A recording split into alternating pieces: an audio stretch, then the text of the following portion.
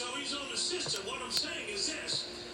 I'm saying that he forgets about his covenant. And now he's working for Laban. And he said, appoint me thy wages and I'll give it. Because he told Laban, I'd like to leave and go back to my father. He said, well, just tell me what you want me to pay you. Praise God. And he said unto him, you know how I have served you and how thy cattle was with me. For it was little which I had before I came, you had before I came, and now it's increased into a multitude. And the Lord has blessed you since my coming. Now, when shall I provide for my own house also? Okay? And he said, what shall I give you? And Jacob said, don't give me a thing. Here's what you do. If you will do this thing for me, then I'll again feed and keep your flock. And he made a deal with him. He said, now this is what I want you to do. He said, if any animals come out, spotted, speckled, and striped, they're mine. Everything come out plain is yours. Laban said, well, I got him now. I got it. But the biggest reason for poverty is an absence of self-production. And what happens is God has made you to produce under what normally are impossible situations. Say, I'm a producer. That here is God. He gives Jacob a dream. And when he gives him that dream, he shows him all the livestock coming out spotted, speckled, and striped. Then Jacob believes it. Because a dream is a way of transforming what we believe.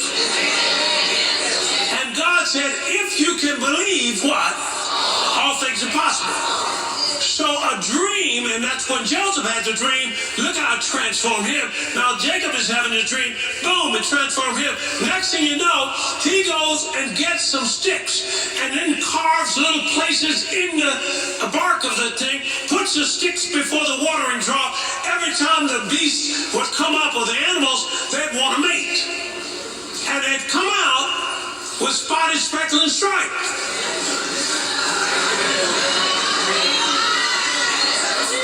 Notice that how God can give you an idea.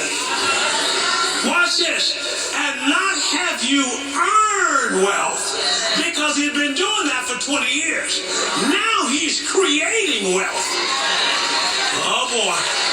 Oh boy, we dipping into something right now. When I tell you you can be a millionaire by December 31st, 2020. Don't think earning. You're an ambassador. You're not earning nothing.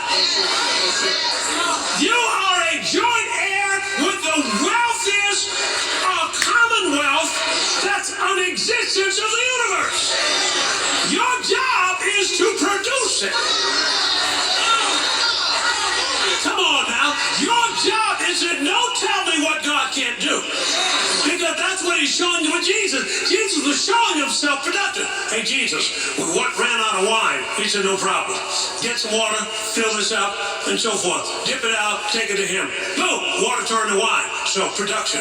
Hey, Jesus, we're up there on the mountainside. What? Jesus said, feed them. He said, well, how are we going to feed them? We don't have anything. And one said, well, there's a little boy here. He has 2 fish and 5 loaves. Jesus said, that's enough. Bring that to me. Boom, boom, boom, boom, boom. Not only did he feed them, he fed them till everybody was full. Watch this. And then he said, take up the fragments that nothing be lost. Now, what do you think the 12 baskets went to? The little boy. Because he was doing self-production. See, he listened. Lord, see, I want you to come on up with me, see.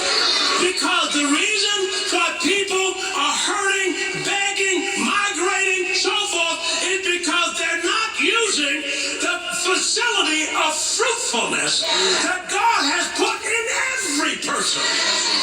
Listen, the world is using it. Many people in the world. The church can use it, but I want you to understand that the church is going to use it on a completely different level. See, the world has incremental innovation. That means they're just studying it and they did trial and error and so forth. They do a little bit more. But you're going to have disruptive innovation. You're going to be 10 times better. And by the time they try to catch up with you, you're going to be 10 times better again.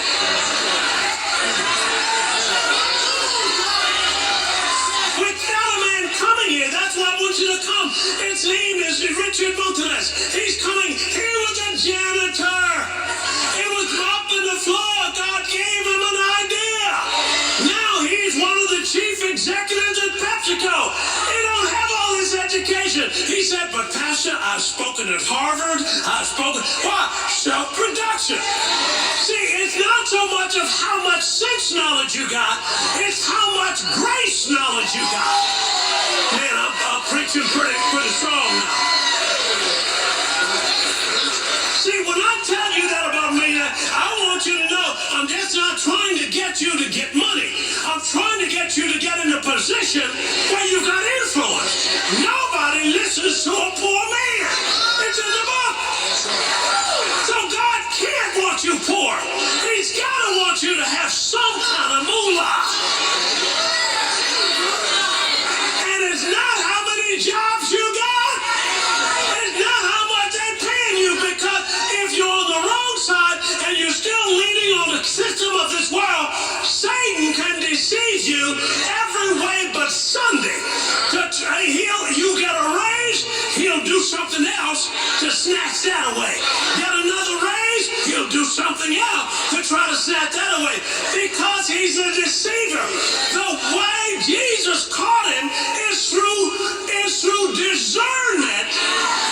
Lord have mercy.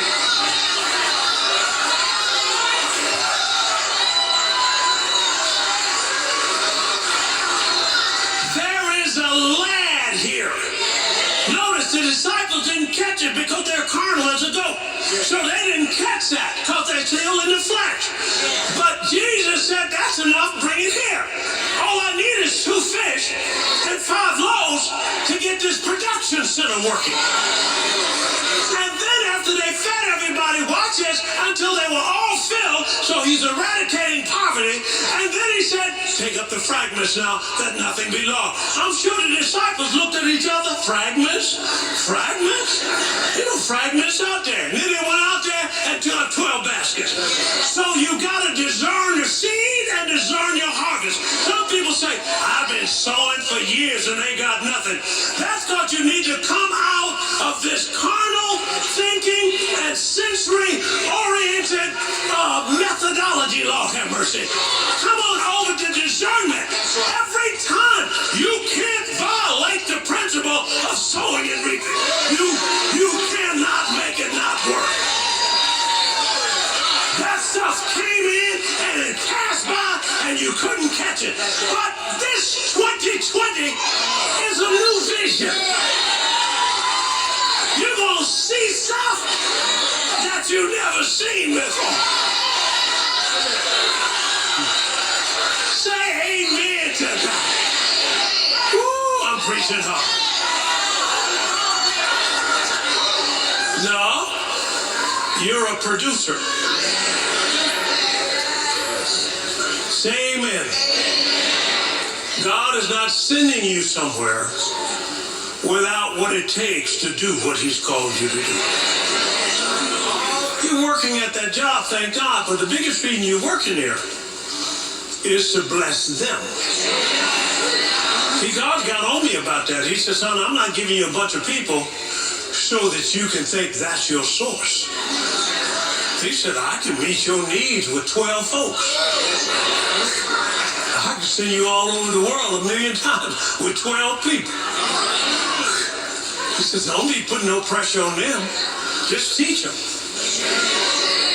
Because you're sowing seed. I mean, look at harvest. I'm sowing seed. Next thing I know, I said, Lord, I got to get this harvest. I want to get this, people coming to harvest our restaurant, paying God good food, everything. Do you agree there's good food in the harvest? And I said, Man, I sowed that one seed, they had to lock the door. People trying to get in the door because they couldn't get anybody else in. It was full of capacity. They said, we can't get you in. They're knocking on the door. Why? Why? How can it? I'm just saying, come on now. As an ambassador, the provisions are already there. My way of transferring them is through seed. See, when you're doing it, seed time and harvest, when you're doing it that way, you're doing it by a covenant. Say covenant. You're doing it by covenant. And when you're doing it by covenant, no drought can stop a covenant from working. Come on. No downturn in the economy can stop a covenant from working. Watch this. No enemy can stop your covenant from working. See, the covenant's got to work. Isn't that good?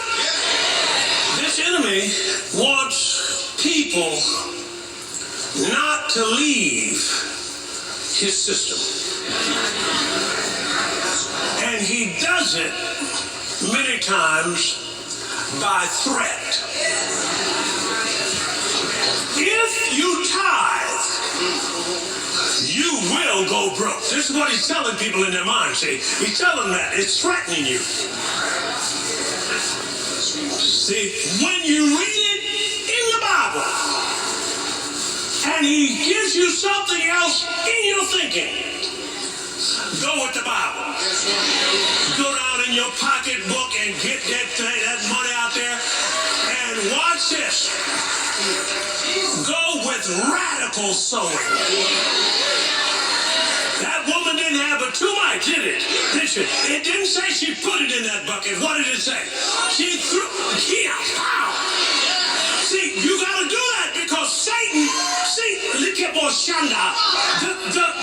The warfare is in, Lord have mercy, can I say this?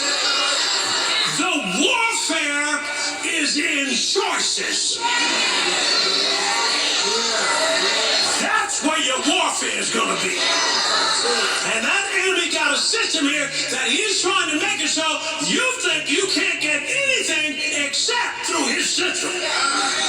So he picks up companies that are big enough that hold all the money and keeps getting money, and so forth. So the saints of God would have to come to him. But you have a higher authority. You serve a God that shall provide. See, you got what I'm saying? I'm saying if they don't have anything in the world that can heal you, you can come to the elder of a church. And he'll anoint you in all, whatever you got. Over in the book of Matthew, I think it's chapter 12, it said Jesus healed them all. Here it is, right here. But when Jesus knew it, he withdrew himself from thence, and great multitude followed him, and he healed them all. What was left after all?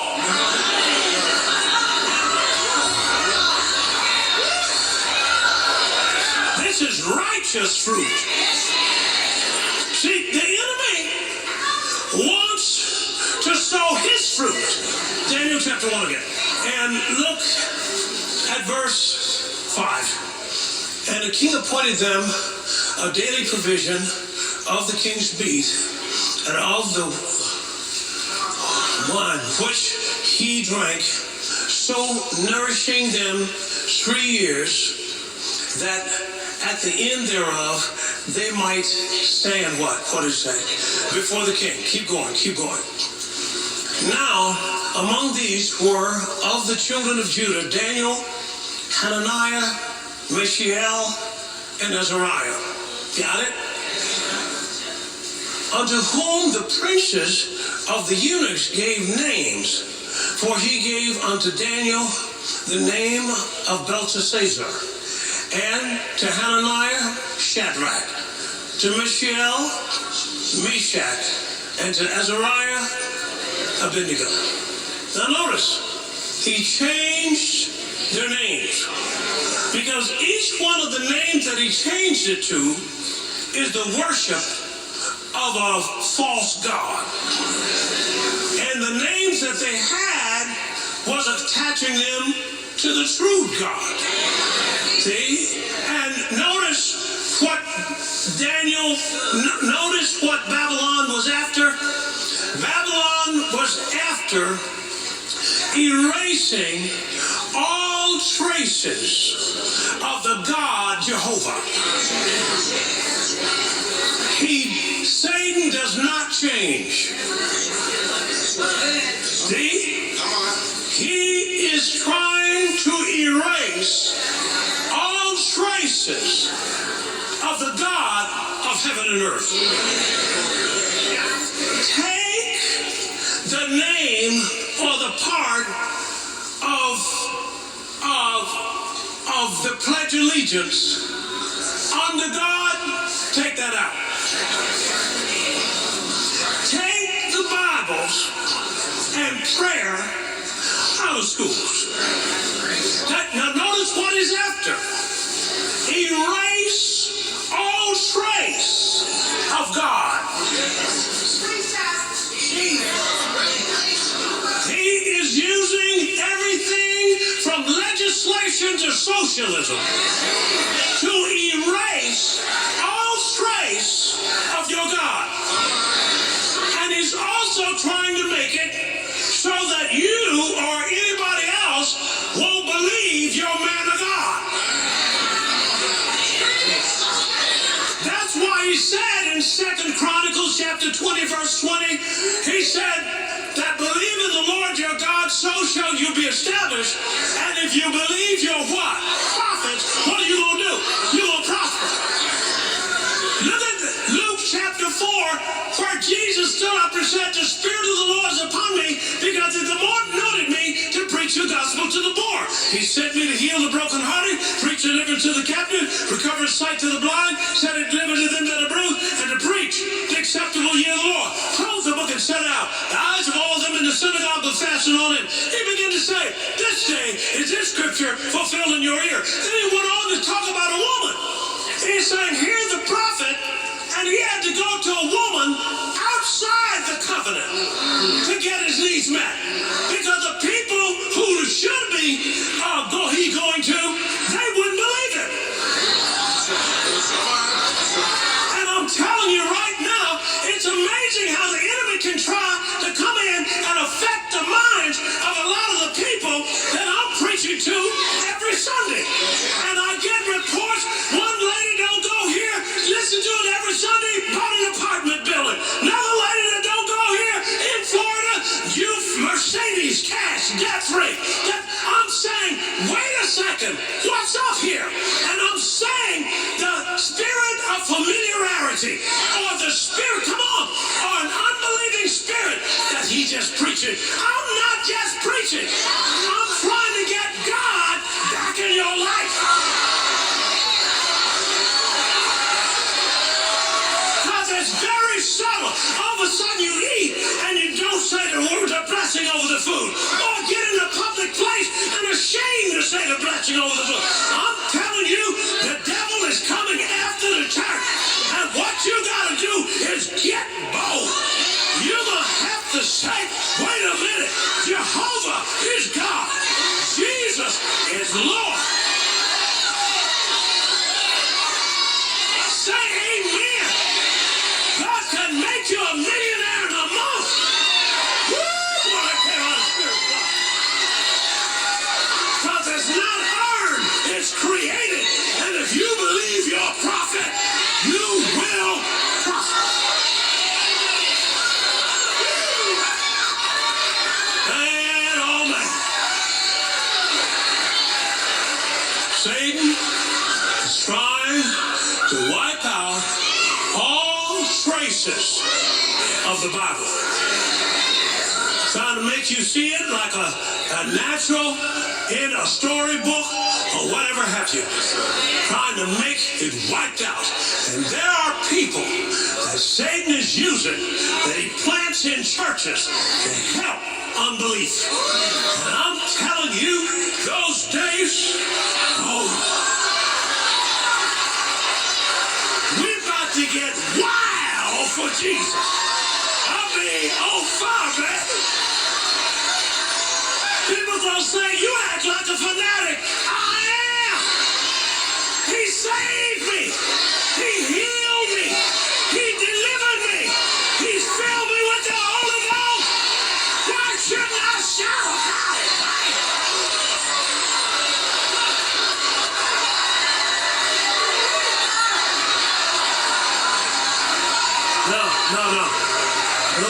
You see what Jesus was doing? Jesus was wiping out every trace of the devil. Every trace of him should be wiped out in the church. He healed them all. Every demonic got delivered. It didn't make any difference. Every person, men here in the book of Acts, they said, silver and gold have I none, but such as I have, give I thee. In the name of Jesus Christ of Nazareth, rise up and walk. Men jumped up, praise God. Watch this, had never walked. It wasn't so much they wanted him to walk, as they wanted him to be a producer. They were getting his job back. They were getting his ability, his esteem back. You're here to eradicate whatever the devil has done in people's lives. You are a representative of the Redeemer.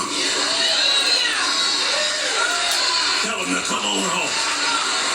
Say, I'm immune to everything in this world. That God has made it so. I am protected by heaven's government. And in the name of Jesus, I'm going to finish the work that he's called me to do. In Jesus' name, shout about it, Jim. Come on, that enemy is using that media to stir up fear. And fear will make you say stuff that you never thought you would say. Job said, teach me in chapter 6 of Job, and I'll hold my tongue. I think it's 24. And show me where I have messed up. He said, I'll hold my tongue. The reason why I got wiped out in my business, I got my kids are killed, so forth, because of my tongue. My tongue, I could have held my tongue and protected my whole house. But that enemy will show you things over and over again in your mind, and over again in your mind, and then the condemnation come in and say, oh yeah, I did that when I was unsaved, and I shouldn't have done that. And next thing you do, you're weakening. Pretty soon, start coming out your mouth. Now the angels going to fold their hands.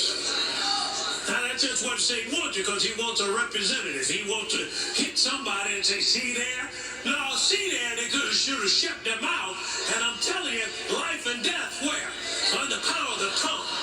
So I don't care how bad it looks, you speak life. Say amen to that. I'm telling you, the devil can even make the instruments that the doctor used be off. They told this man took x-rays that he had cancer, and he got there and he did an autopsy when he died, and was not a trace of cancer in his body.